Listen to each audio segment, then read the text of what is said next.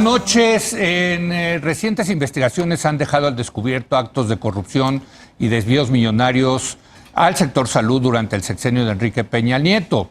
También salió a la luz que la empresa Eneral, fundada por Alfonso Romo, actual jefe de la oficina de la presidencia, provocó graves daños ambientales en la península de Yucatán, pero todo quedó en una multa sin que se remitiera el caso a un ministerio público para una averiguación penal.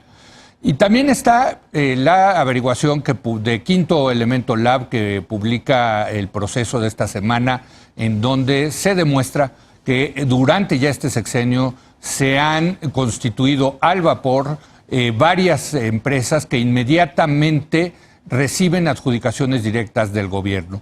En fin, yo creo que es hora de retomar el tema de la corrupción de gobiernos pasados, de presuntamente en este caso sospechosos en este gobierno. Y para hacerlo le doy la bienvenida como todos los miércoles a Denise Dresser. Denise, muy buenas noches. Hola, buenas noches. Pablo Magluf. Buenas noches, Leo. Y Mario Arriagada. Mario, buenas noches. Hola, Leo, buenas noches. Empecemos contigo, Pablo. Bueno, nada más un apunte. Te faltó mencionar las acusaciones también a la CONADE. Correcto. Forman parte de la investigación de Quinto Elemento. Exacto. Magnífico. Exacto, de estas empresas formadas al vapor que inmediatamente reciben adjudicaciones directas del gobierno, ¿no? Y la investigación de Luis Pérez de Hacha. Esa es la primera que la decía, que estuvo ayer Luis. Las Exactamente, en el sector salud. Bueno, yo creo que el combate de López Obrador a la corrupción es más bien un mantra acusatorio. ¿Qué quiere decir esto? Que se utiliza como arma política para concentrar el poder más que como una verdadera vocación de limpieza del sistema.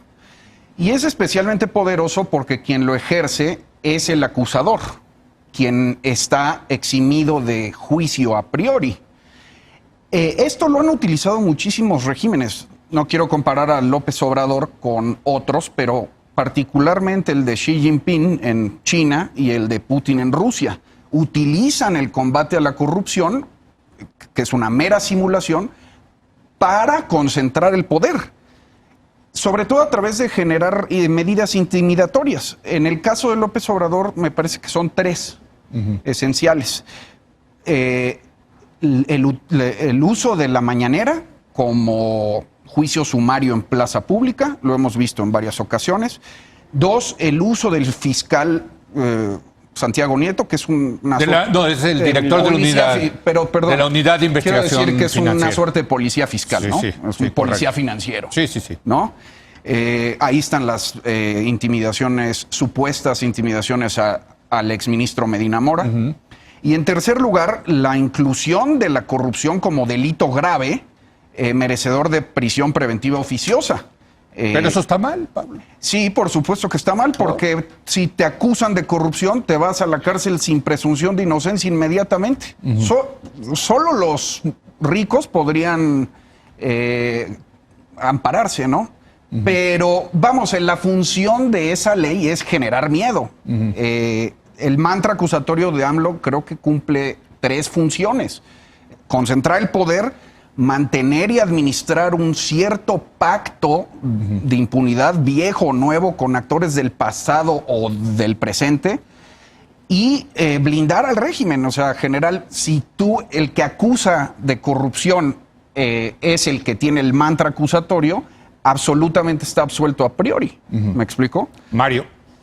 Gracias. Bueno, creo que se calculaba hace unos años que es 10% del Producto Interno Bruto más o menos el problema de corrupción en México. Sí. Es histórico como en términos de compararnos con otros países latinoamericanos de ingreso similar. México tenía un problema de corrupción mayor, similar al de países de ingreso más bajo en África, en Asia. Y en parte había sido un problema de degradación estatal, de ausencia de sistema de justicia, que se veía durante muchos años. Leo, si tú recordarás bien, discutimos algunas de las posibles soluciones, que si usar anticorrupción, después se instauró el Sistema Nacional de Anticorrupción, y poco a poco se fue como tejiendo, o más bien desvelando, los mecanismos particulares de la corrupción en México. Y creo que es ahí donde empezamos ya a dar un poco de saltos a llegar a pensar que un día lo podemos solucionar. Se decía, el problema es la corrupción de ventanilla, el problema es cultural, que fue uno de los puntos más bajos, yo creo, que del gobierno de Peña Nieto, cuando desde la cúpula del poder, mandó un mensaje en que eso era algo parte de nuestra cultura y en ese sentido permisible, una especie de permiso para robar. Si desde arriba se puede robar, hay un permiso generalizado para robar. Pero han sido incontables experiencias de periodistas, de whistleblowers, de soplones que van haciendo público todos estos mecanismos, de los cuales los más conocidos históricos eran desde lo más irrelevante y los de abajo, las mordidas del policía, que no son irrelevantes, pero con mecanismos particulares se pueden resolver. Luego, los moches de los diputados y fue subiendo el nivel de público de la corrupción de más arriba.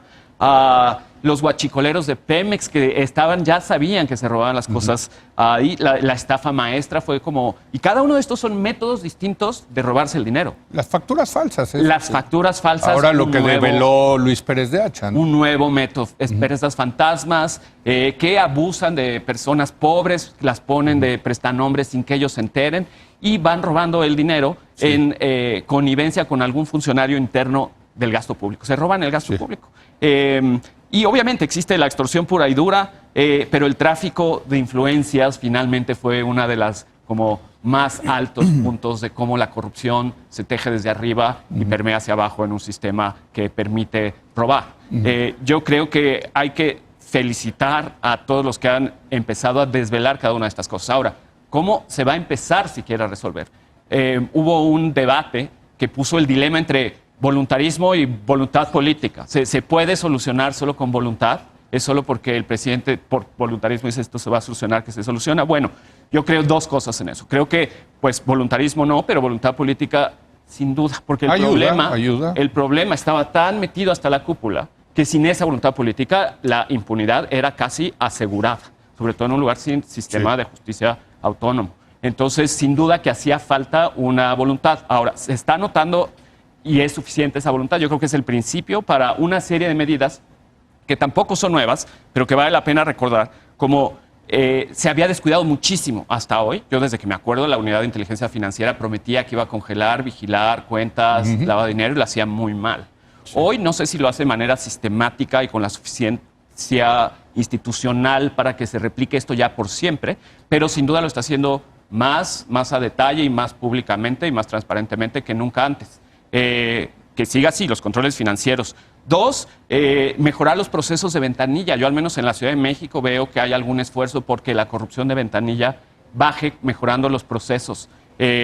Obviamente hay mucho que avanzar. Lo de los peces gordos que se castigan, creo que está también empezando a ser. Por primera vez en la historia empiezan grandes peces a caer. ¿Y qué se va a hacer con esos? ¿Cómo van a ser los juicios y las acusaciones? Va a ser fundamental. Por último, creo que sí hay una gran ausencia, que es el servicio profesional de carrera, es de alguna manera el gran elemento que puede impedir la corrupción del futuro. Si cada quien nombra a su amigo en el futuro, en los contratos de cada secretaría, la posibilidad de continuar con el tema corrupto. Tú dices que está cambiando, pero también vemos la investigación de Quinto Elemento Lab, ¿no? Sí. ¿Por qué no? Siento que están hablando en términos muy generales de la corrupción. Y este programa, creo que lo que quería hacer era resaltar estos reportajes recientes que involucran a la 4T y que lo que hacen es revelar las limitaciones de una estrategia basada en el voluntarismo de un presidente que dice la corrupción desaparecerá porque yo soy honesto y vamos a barrer las escaleras de arriba hacia abajo. Y lo que revelan estas investigaciones, las tres que citaste, es la permanencia de los viejos patrones. Pues habrá mucha voluntad política y mucha retórica, pero el hecho es que en términos de la asignación de contratos, y yo creo que ahí está el meollo de la corrupción en México, los sistemas de contratación públicos, y la Auditoría Superior de la Federación dice, son un riesgo para el erario. Lo fueron con Peña Nieto y lo son hoy. Eso es lo que no está cambiando. Es la historia de siempre, sobre todo el reportaje de Quinto Elemento Lab, donde vemos una historia de empresas nuevas, creadas al vapor, ávidas de convertirse en los nuevos proveedores y contratistas del nuevo gobierno. Y que consiguen. Y que consiguen. Eso es importante, no solamente están ávidos. Sino durante el primer año el primer año de gobierno, sí. Este gobierno que se proclamó diferente, surgieron 171 empresas sí. y lograron 561 contratos por 366 millones de pesos con 92 dependencias gubernamentales. Escandaloso que la Sedena haya contratado los uniformes y los chalecos antibalas a una empresa incorporada en Panamá, con los típicos esquemas de ocultamiento de quiénes son los verdaderos socios. Escandaloso que la CONADE haya celebrado contratos con una empresa de reciente creación, en la cual una de las socias fue su ex asesora y ahora trabaja con Senado. Manuel Bartlett en la Comisión Federal de Electricidad. Entonces, ahí está un patrón, y no es un patrón nuevo, es el patrón viejo del peñanietismo, de empresas fantasmas, fondos desviados, amigos enriquecidos, un botín compartido. Y me dicen mis amigos y colegas en la 4T que, pues, aquí es distinto porque no hubo una orquestación desde arriba. Aquí más bien se aprovecharon los recovecos, los huecos, y el mensaje que mandó el gobierno, este nuevo gobierno, mandó el mensaje de se quiere dar oportunidad a nuevos despachos. Y entonces, ¿qué hicieron? Pues los listillos dentro de la 4T se dieron cuenta de que había esa ventana de oportunidad para que los nuevos despachos obtuvieran nuevos contratos. Y entonces formaron estas empresas al vapor. Y lo que hace eso es permitir el pillaje perfecto de los socios apócrifos, los recursos públicos embolsados y la democracia, que sigue siendo una cleptocracia.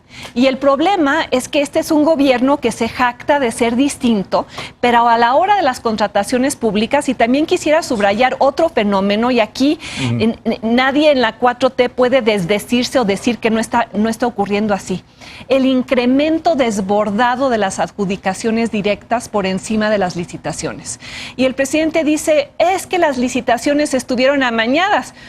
Totalmente cierto, pero entonces las corriges, las haces transparentes, las haces competitivas, no usas la asignación directa, que es una forma de recompensar a tus cuates, es una forma de usar la discrecionalidad gubernamental para enriquecer a algunos.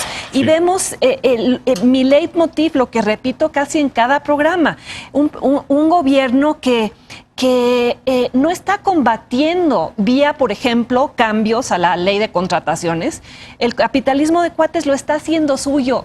Y tan es así que vemos a un Alfonso Romo que ayer, ante la investigación de la empresa que él fundó, haciendo daño ecológico y saliéndose con la suya, él dice, no hay conflicto de interés porque yo ya no manejo esa empresa. Pero después se dedica a hablar de la empresa y habla en plural. Nosotros hicimos, nosotros estamos haciendo, y creo que la maneja su hermano. Ahora, esto ocurrió antes de este sexenio. Sí, pero la investigación ya, la multa es de ahora. Es de ahora. Y la falta de investigación es de ahora. Y es el no entender el conflicto de interés. Ahora, Alfonso Romo no entiende el conflicto de interés. Este gobierno no entiende el conflicto de interés. No entienden incluso que la percepción de conflicto de interés es conflicto de interés.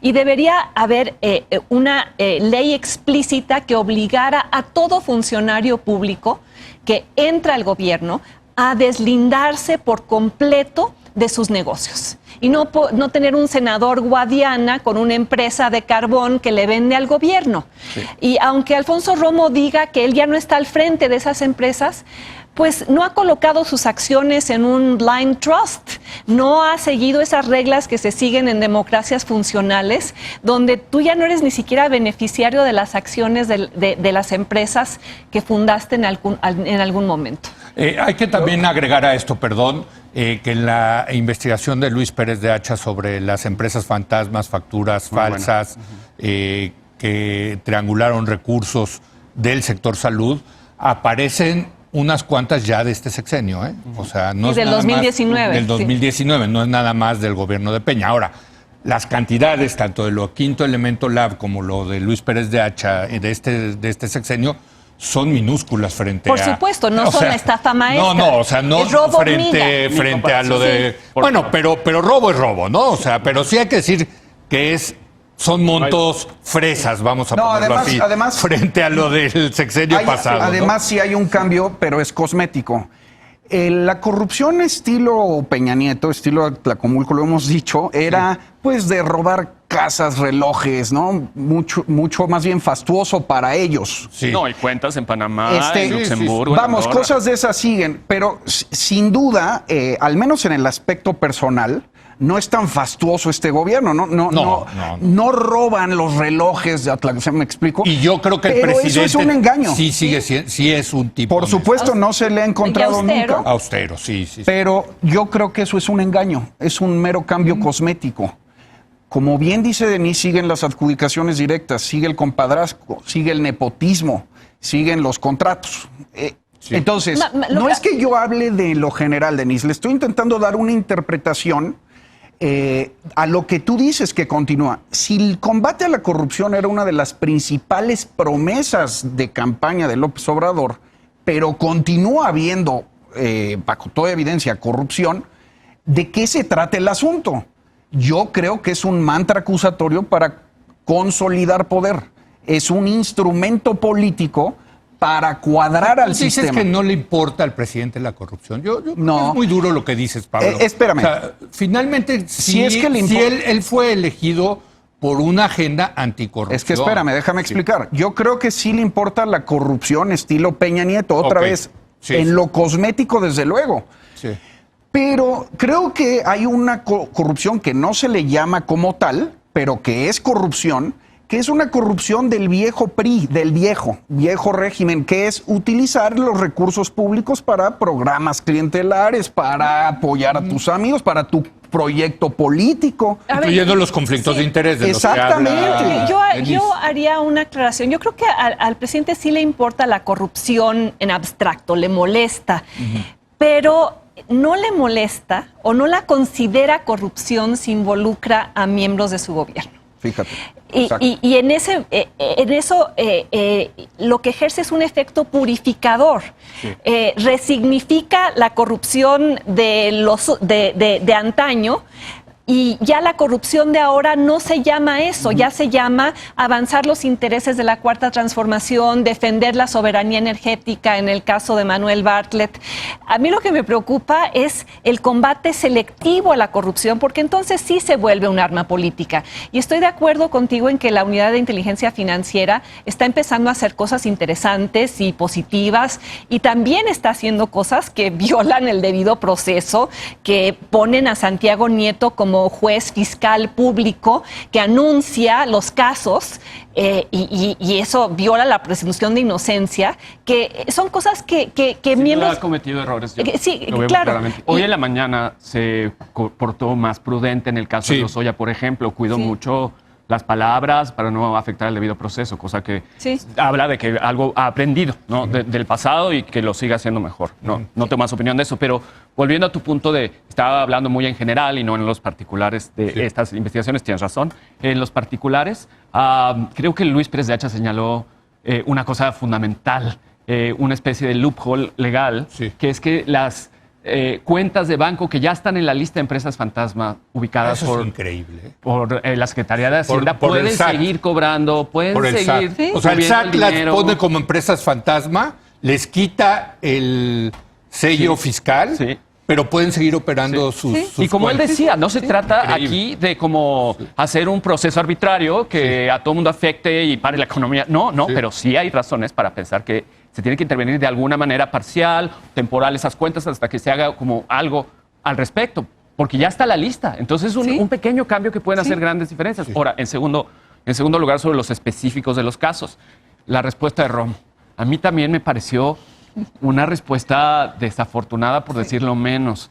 Sí dio algunas explicaciones de cómo él está muy orgulloso en términos de la revitalización de las tierras, de cómo eso podía redistribuir la riqueza entre los campesinos. Me gustaría oír más detalles porque no me queda claro que esos ejidatarios les estén mucho mejor, pero bueno, él dice que sí, beneficio de la duda, me gustaría saber más. Pero justo me hizo pensar por la manera en cómo contestó, en qué tan acostumbrados están o no, y Romo, pero creo que los empresarios en México en general, al escrutinio público. Cero. Cualquier cosa, cualquier asunto público de sus negocios. Cuando hacen un negocio con el gobierno, con una institución, un contrato público, ya son sujetos de escrutinio Romo público. ya había sido no es un señalado asunto por la privado. estela de luz, ¿no? No solo Entonces, eso. Romo había y sido... reaccionan como Sí. enojados porque Sí. les preguntan Y estos, cosas. y- Esa es una mala reacción de un empresario no acostumbrado al escrutinio público en un puesto así. La verdad es Qué que bueno no- que no tocas fue bueno. eso, No, porque a la otra parte de la Qué corrupción bueno no que la hay vemos, explicaciones, sí le que creo, son los pero- empresarios que están detrás Sí. de estas empresas Pero- fantasmas. Exacto. además, Sí, un Un último comentario, un minuto cada No, uno. a ver, Por- Romo es un caso prototípico del problema. El que reaccione a la defensiva, el que no entienda el conflicto de interés, el que sienta que si sus intenciones siempre han sido muy buenas, ¿por qué el escrutinio? Pues porque nada más y nada menos es el que el jefe de gabinete de Andrés Manuel López Obrador tiene acceso a información privilegiada. Ha colocado a los suyos en el sector financiero. Un sector en el cual sus empresas, ahora con su familia al frente, sigue operando. Entonces, creo que la Cuarta Transformación, si quiere ser realmente distinta, tiene que tomar muy en serio el conflicto de interés. Y también los empresarios tienen que adoptar una nueva actitud ahora que Sí, porque creo que esa No, pero los ofensa de empresarios Romo- velos fueron a comprar los cachitos. Pero ahí. eso es a lo que me refería, Leo, fíjate. A ver, un último comentario, Sí, un sí, sí. minuto y Con un esto minuto. acabo yo. Sí. Es muy peligroso el uso de la corrupción como medida intimidatoria, porque si tú tienes a alguien como el policía fiscal Santiago Nieto que te puede congelar cuentas, por supuesto que puedes pasar la charola. ¿Quién se iba a atrever a decirle que no al presidente? ¿Sabes que estuvo presente ahí la directora del SAT? Sí, y Santiago Nieto también. Santiago Nieto, Si no mal recuerdo. Y este sí maneja bien los símbolos. Es que ¿no? fíjate, López Obrador. cuando Entonces, usas- como, a ver, acá están Sí. estos señores, ¿le van a entrar a la cooperacha o no le van a entrar? Cuando usas a la corrupción como instrumento político, puedes pasar la charola, puedes tumbar a un juez, puedes capturar una institución. Entonces, no va por ahí. Yo creo que, y tiene toda la razón Denise, hay que insistir en que este régimen no está absuelto a priori de corrupción solo porque lo diga dientes para afuera. Ahora, Un los- último comentario, perdón, ya se nos acabó el tiempo. En cualquier nueva era de lucha contra la corrupción, creo que mirar no solamente al gobierno, sino también a los empresarios, sus 100% de actitudes, acuerdo, hacerlos que rindan cuentas, que se acostumbren al escrutinio público, es fundamental. De hecho, el uso político de la batalla contra la corrupción, como ocurrió en Brasil, es peor y es más malévolo y más destructivo en términos políticos cuando los empresarios están escondidos detrás de las sombras. La manera como protegerse aún más de una especie de plutocracia corrupta como existía en el caso Oye, pero brasileño, Marcelo Odebrecht sí es acabó en la cárcel. hacerlo ¿eh? público. Marcelo Odebrecht sí acabó en la cárcel. Y poco a poco, Y era uno de los, era como... rascar ese caso ha hecho a los empresarios más sujetos de escrutinio público. Y eso es lo que está construyendo una posibilidad de esperanza a un mejor futuro. Sí, Entonces, tiene dos lados de la moneda. Yo creo que en el caso de Alfonso Romo, desafortunado, pero su manera de reaccionar es más típica de los Del viejo empresarios régimen. que de Sí. un político de la 4T en general, que lo agrava, pero dice más de nuestra clase empresarial que no se da cuenta. Dice de la clase política y de la clase empresarial. Sí, Dice y- de las sí, dos. y- porque en esto se necesitan dos para bailar tango. ¿eh? Y Las empresas, cuando decía Luis Pérez de Hacha, Sí. que cuenta como crimen organizado esos empresarios que están abriendo Sí, y claro. cobrando, bueno, queremos saber quiénes son, queremos saber cómo Pero se llaman, ponen a dónde sus depositaron su ponen dinero. a sus choferes, a sus empleadas domésticas. Por eso hay que enfermeras, investigarlo. Para, sí, y impresionante. yo quisiera terminar haciendo un reto público a Irma Erendira Sandoval, la implacable, que ha estado implacablemente silenciosa frente a estos casos. Porque desde que salieron los reportajes no hemos visto una respuesta de la Secretaría de la Función Pública en términos de qué va a hacer. Con el reportaje de Quinto Elemento Lab y las empresas fantasma que involucran a la Cuarta Transformación, con las empresas ahora... No son fantasmas, esas son creadas al vapor. Bueno, No, es que sí es diferente. Es decir, Perdón, no sabemos si sean fantasmas. Es que no sabemos, porque que estas nuevas empresas resulta ser que el 77% de los miembros del Consejo de Administración de las nuevas empresas carecen de experiencia empresarial. sí, no habían sido empresarios. No habían sido empresarios, entonces son fantasma en el sentido de que... No, son capitalistas natos. Emprendedores. Emprendedores, es un emprendedurismo Bueno, entonces, ilustrado. agresivo. Exacto, ilustrado. Transformador. Exacto. Pidámosle muy amablemente a Irmeréndira Sandoval que se pronuncie sobre este tipo de prácticas y qué va a hacer el nuevo gobierno. Está y muy qué activa como comisaria en redes. No, está muy Pero no. exactamente, está muy activa descalificando la marcha de las mujeres, descalificando el paro de Bueno, las si mujeres. la ves ahí el domingo, le preguntas. No va a estar. Ella No. ya quiere sabotear la marcha y el paro. Ya convocó a un paro de hombres el lunes, que corre en contra del espíritu de lo que se trata de hacer. Entonces yo quisiera ver su activismo en términos del combate de estos incidentes de corrupción Sí, que de estos. involucran a su gobierno. Bueno, pues ahí está. Interesante Un el placer. tema, un privilegio, como siempre, debatir con ustedes. Gracias, Denise, Pablo, Gracias, Mario, Leo. gracias. Regresamos con nuestra tradicional mesa de encuestadores para analizar la caída del presidente, la caída de la popularidad del presidente. Regresamos.